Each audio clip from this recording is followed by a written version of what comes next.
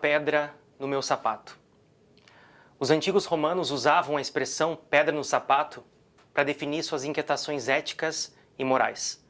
Eu trago esse termo antigo para falar sobre um termo relativamente novo, chamado capacitismo, e que atravessa a história das pessoas com deficiência, como a minha também.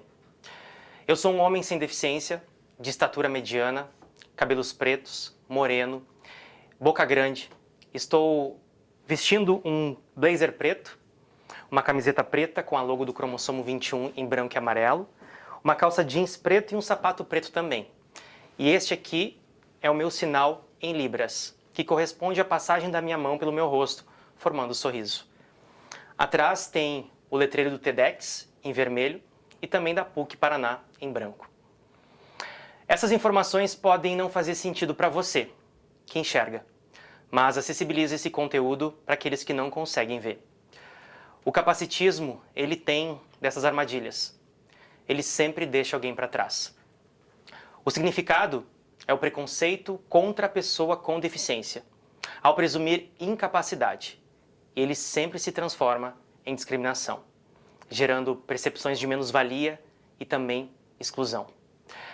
Eu, Alex, sou da geração 90, que não estudou com pessoas com deficiência, não se relacionou com a diferença, não teve um amigo com deficiência. O que eu aprendi com os livros, com os glossários, com os manuais, é que eu era parte da diversidade humana considerada normal. E aqueles que fugiam do meu padrão físico e intelectual deveriam ser excluídos, separados. Foi assim que eu aprendi e provavelmente foi assim que vocês também aprenderam. Um ensinamento equivocado e que moldou o significado de como a gente encara a diversidade humana. Ninguém assume ser preconceituoso. Ninguém assume eu sou capacitista. Até que a gente tome consciência dos nossos preconceitos. Eu só fui entender o desconforto da pedra no meu sapato quando, em 2008, eu me tornei amigo de uma pessoa com deficiência. Esse encontro aconteceu na redação de um jornal impresso, do qual eu trabalhava como repórter, e eu fui incumbido de fazer uma matéria jornalística sobre a aprovação de uma jovem com síndrome de Down, a Adriele, no vestibular. Vocês imaginam, eu como repórter, quais foram as minhas referências limitadas que passaram pela minha cabeça durante essa entrevista? Afinal, as únicas referências que eu tinha sobre a síndrome de Down era das minhas visitas em escolas especiais e também dos livros. Então, tudo que eu enxergava nela era a sua deficiência e a via como uma criança adulta. Durante a entrevista, antecipadamente me vi em pensamento tudo aquilo que eu achava que lhe faltava. A Adriele não é capaz como eu, ela não aprende como nós, ela não consegue. O capacitismo fazia com que eu tivesse uma visão muito distorcida sobre a Adriele. Até que ela começou a me entrevistar. E ela me perguntou: Alex, você tem um melhor amigo? Tenho alguns, por quê? Porque eu não tenho. Lá de vez em quando alguém me convida para um aniversário. E eu sei que é por obrigação, eu sinto. Mas sabe esses amigos que se preocupam com a sua existência, que te ligam, que te validam, que acreditam em você, que estão presentes na sua vida? Eu não tenho. Os únicos amigos na minha vida é minha mãe e minhas irmãs, a minha família. Eu queria te perguntar, Alex, se você poderia ser o meu amigo. Sim, eu aceitei ser amigo da Adriele, mas engana-se quem acha que foi porque eu era uma pessoa inclusiva, uma pessoa maravilhosa. Não. A nossa amizade começou a ser construída não através das relações normais e naturais, que se estabelecem valores e afinidades. A nossa amizade começou com o meu preconceito. Eu estava com pena da Adriele. Na primeira semana de convivência, eu comecei a me confrontar com tipos de sentimentos e emoções que até então achavam que não faziam parte da minha vida. Como é que eu, Alex, que me considero uma pessoa boa, estou sentindo vergonha de conviver com uma pessoa com deficiência? Como eu, Alex, não estou tendo tempo, paciência e tolerância para esperar o tempo do outro responder? O capacitismo fazia com que eu tivesse um estranhamento em relação à diferença da Adriele. E a partir dali, eu comecei a me questionar. Mas como um bom virginiano, com lua em virgem, eu investi nessa busca da desconstrução para tentar combater esses preconceitos que habitavam em mim. E dessa amizade nasceu o roteiro do longa Cromossomo 21, que foi meu primeiro filme nos cinemas e do qual a Adriele foi a grande protagonista. Em quase 8 anos de produção e de finalização desse filme, eu comecei a ser empurrado de forma genuína para uma realidade que eu antes não conhecia, que era esse universo inclusivo. Eu comecei a ser convidado para dar palestras pelo Brasil e migrei para a área da educação inclusiva. A partir dali eu comecei a me conectar com outras pessoas com deficiência, com famílias atípicas, pessoas da causa, que me ajudaram a identificar ainda mais os meus preconceitos. Foram eles que me fizeram abrir os olhos. Eu passei a olhar para o meu redor o que antes não tinha nenhuma importância e que antes parecia invisível. Eu passei a perceber os buracos indesníveis, os banheiros sem adaptação. Eu comecei a ver que cinemas, repartições públicas, escolas, universidades, todas estavam praticamente inacessíveis para as pessoas com mobilidade reduzida. Eu comecei a perceber também que existiam escolas especiais que segregavam, que separavam as pessoas com deficiência de nós, pessoas comuns. Eu percebi que a sociedade, assim como eu, não estava nem aí para essa realidade. Enfim, o mundo funcionava apenas para uma parcela da população. Por quê? Uma pedra no sapato é um problema para resolver. E o problema não era a deficiência da Adriele, não era a sua forma diferente para falar, sua forma diferente para pensar. O problema era o meu preconceito e tudo que ele interferia na vida dela e das pessoas com deficiência. A pedra no sapato, ele também representava todas as minhas referências limitadas que eu carreguei a vida inteira. Para chegar até aqui, ressignificando esses desafios, eu precisei reconhecer o meu capacitismo. E ele trouxe sentimentos, muitas vezes, onde eu me senti muito compadecido, muito envergonhado. E que muitas vezes, por conta desse processo de desconstrução, eu conseguia enxergar esse lugar de privilégio que antes eu não enxergava. Onde muitas vezes, por não acessar essas realidades, eu atribuía isso como frescura, vitimismo ou mimimi. Foi a partir dali que eu comecei, então, a ressignificar o que eu havia aprendido sobre a nossa espécie. A ciência nos ensinou que o contrário da palavra deficiência é eficiência, porque acreditava-se que deficiência era algo ineficiente. E por isso, fazemos associações equivocadas entre deficiência e incapacidade, deficiência e doença, deficiência e infelicidade. Na verdade, não existe um contrário para a palavra deficiência, porque deficiência é um conceito que conceitua a nossa espécie Homo sapiens. Ou seja, a gente nasce com uma deficiência ou a gente adquire ao longo da vida.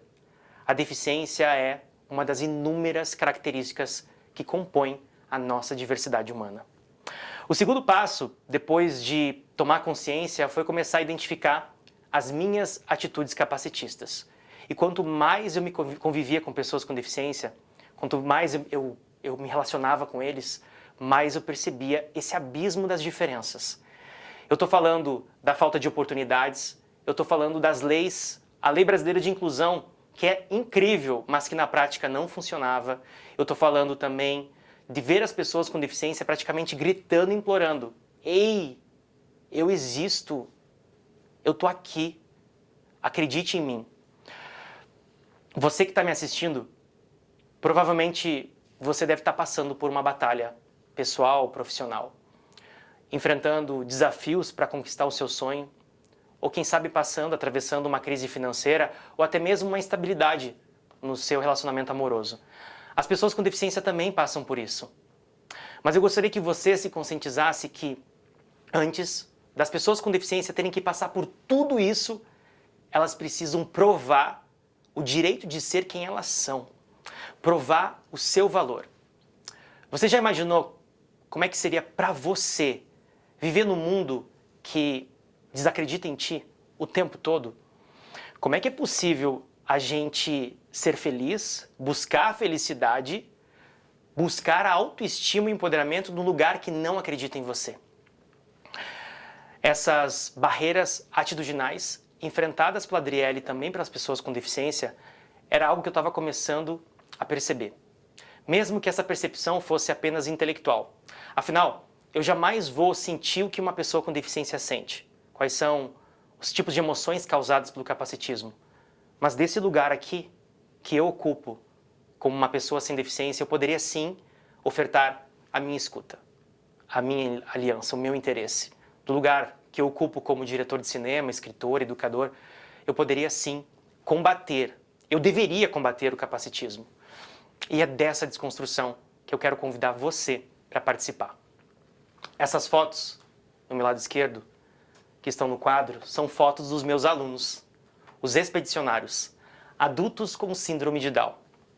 Eles participaram de um programa de imersão que eu criei, chamada Expedição 21, e que busca buscar a autonomia e também promover a tomada de decisão na vida adulta.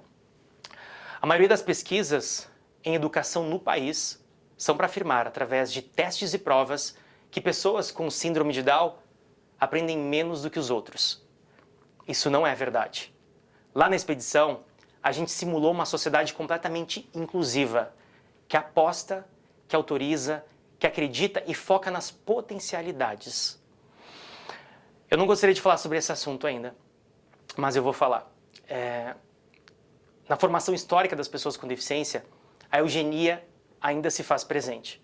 Nos Estados Unidos, 68% dos bebês que são diagnosticados com síndrome de Down, eles são abortados. Essa estatística ela chega a 100% na Islândia, ou seja, houve a erradicação da síndrome de Down. Na contramão dos discursos que insistem em catalogar sintomas, explicações biológicas e comportamento padrão, lá na expedição a gente viu justamente o contrário disso. E testemunhamos jovens como Vinícius Estreda, a Tati Piancastelli, que depois da experiência estão morando sozinhos. Como o Vitor Veloso, que conseguiu construir o seu senso de localização e vai e volta sozinho para casa. Como a Stephanie, que está aqui me assistindo e hoje trabalha de forma independente. Assim como também a Isa e o Samuel Sestaro, que se conheceram na expedição, casaram, se apaixonaram e hoje vivem uma vida a dois. Uma pena que eu passei anos e anos da minha vida responsabilizando a deficiência como a grande culpada em não aprender. Eu julgava que qualquer dificuldade que se apresentasse no meu caminho como educador, a culpa sempre iria recair à deficiência. Não aprendeu é porque tem uma deficiência. Nunca eu inverti as perguntas.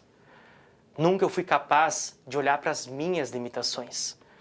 E no momento em que eu comecei a olhar para as minhas limitações, eu me questionei, peraí, o que, Alex, que motiva ainda o seu posicionamento limitador diante da deficiência do outro? E por quê? E a partir disso eu comecei a notar que os limites estavam nas situações culturais que me envolviam. E que eu, Alex, se eu ofertasse tempo, sentimento, se eu oferecesse acessibilidade e minha empatia, eles iriam aprender sim, do seu tempo e do seu jeito. Eu precisei quebrar a arrogância de ver o mundo como eu achava que ele era e não como ele fosse. E a partir dali, eu tornei a inclusão um valor inegociável na minha vida. A gente não negocia o nosso caráter, certo? Muito menos os nossos valores. Mas por que a gente continua deixando as pessoas com deficiência para trás? Será que o seu valor e o seu caráter são seletivos? A inclusão social, ele é uma proposta de transformação benéfica para toda a sociedade, onde o mundo precisa ser preparado. No momento em que eu melhoro um ambiente para pessoas que são cadeirantes, automaticamente eu estou melhorando esse ambiente também para pessoas obesas, para idosos, para gestantes. Engane-se quem acha que a inclusão é um conceito que beneficia somente as pessoas com deficiência. Não. Eu estou falando da nossa espécie, seres humanos.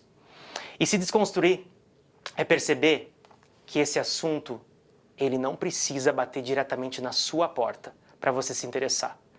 Porque olhar para esse assunto é olhar para o nosso futuro. O futuro dos nossos filhos, dos nossos netos, das nossos familiares. É olhar para o nosso futuro. Eu, Alex, Hoje, não sou uma pessoa com deficiência, mas amanhã eu já não sei mais. E será que só amanhã eu vou preparar um mundo verdadeiramente inclusivo onde todos caibam nele? Tinha uma pedra no meu sapato. E não é porque agora que eu a identifiquei que eu deixarei de me desconstruir, que eu vou deixar de me inquietar. Afinal, a desconstrução é um caminho sem fim, é um caminho sem volta, é um caminho que nos leva a autorizar, a amar e a celebrar a nossa espécie, que não é normal, muito menos anormal, deficiente ou padrão.